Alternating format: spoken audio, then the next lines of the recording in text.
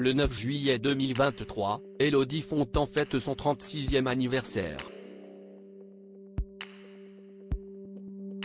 Amoureuse de Philippe Lachaud depuis plusieurs années, elle est tombée sous son charme alors qu'il la dirigeait dans un film qu'il réalisait.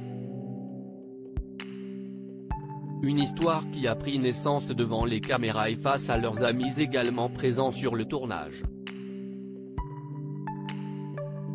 Elle a fait sensation dans la série Clem et incarnait une fille qui donnait du souci à ses parents dans le film Quest ce qu'on a fait au bon Dieu. Actrice dans le film Babysitting 2, c'est derrière la caméra qu'Élodie Fontan a trouvé l'amour. Et il ne s'agissait pas de n'importe qui puisque le jeune homme en question était un ami de longue date de la comédienne, Philippe Lachaud. Un amitié qui aurait pu d'ailleurs ne jamais se transformer en amour étant donné qu'elle a longuement hésité à accepter le rôle proposé par celui qui travaille actuellement sur l'adaptation de Marsupilami. Philippe est un très bon réalisateur, doublé d'un très bon directeur d'acteurs avait confié la jeune femme lors du 19e Festival international du film de comédie. Très sincèrement, quand on m'a proposé le scénario et que j'ai commencé à le lire, je me suis dit, je ne peux pas, si est-il débile, si est-il la concurrence, si est-il pas cohérent. Et puis, je connaissais la bande déjà, un peu comme celle du bon Dieu avait-elle confié. Finalement, Élodie Fontan accepte le rôle et devient de plus en plus proche de celui qui la dirige. Malgré tout, elle a réussi à séparer ses sentiments de son travail pendant le tournage. C'était un ami avant le tournage. La question ne s'est pas posée a-t-elle expliqué.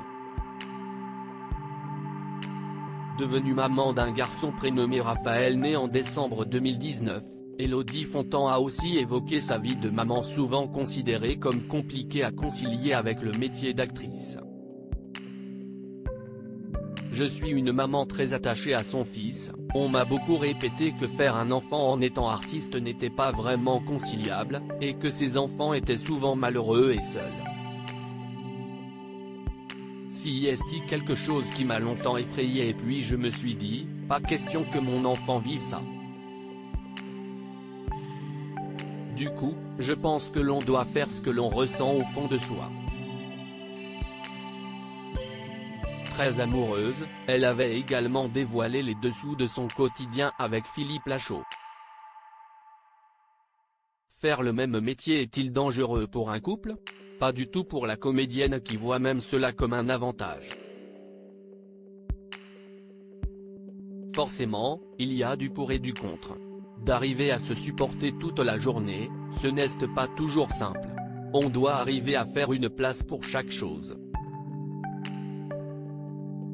Le travail ne doit pas empiéter sur la vie personnelle.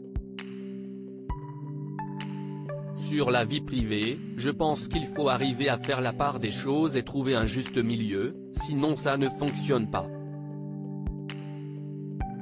Même si parfois, on est tous les deux enclins à s'envoyer chier, à se poser des questions. Néanmoins, travailler avec son conjoint, si est-il aussi quelqu'un qui comprend vos enjeux et vos défis, avait-elle expliqué.